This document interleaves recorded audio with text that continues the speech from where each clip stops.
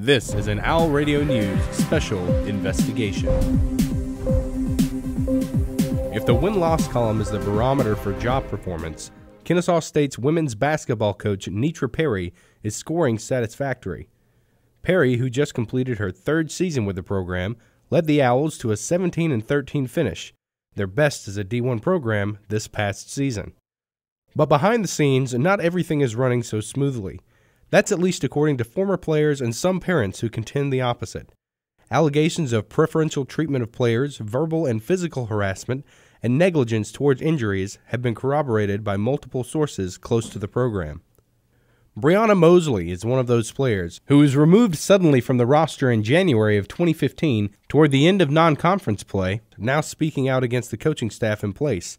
She contends the intimidating and abusive environment must come to an end. She bring you down, like she bring you up and then she bring you down, like she just bring you down in front of everyone. Coach Perry, she got upset, and then one of the players, she walked out, and then she put her hands up on her and she roughed her up and was like, this isn't your team, and she was just really aggressive with her. I forgot word for word because it happened last year, but right. Yeah, she definitely put her hands on her. But Mosley's not the only one.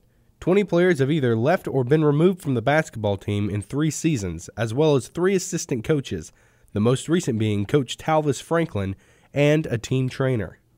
Diane and Charles Young, parents of senior Bria Young, released statements to student media outlining their disappointment with Perry and KSU's Director of Athletics, Vaughn Williams.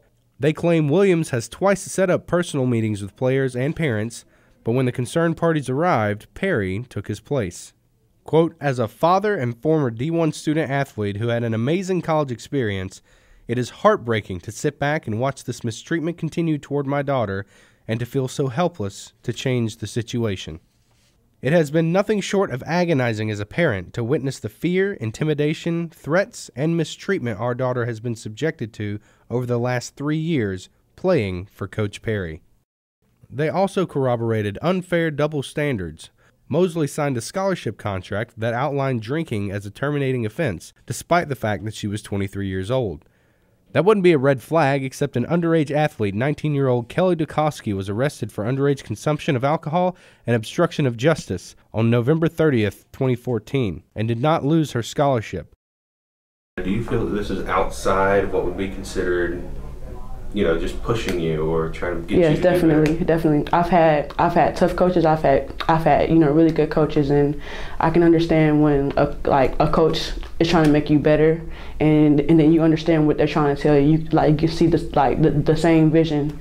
Even to this day, I haven't played basketball as much because I feel like I'm still traumatized from the treatment.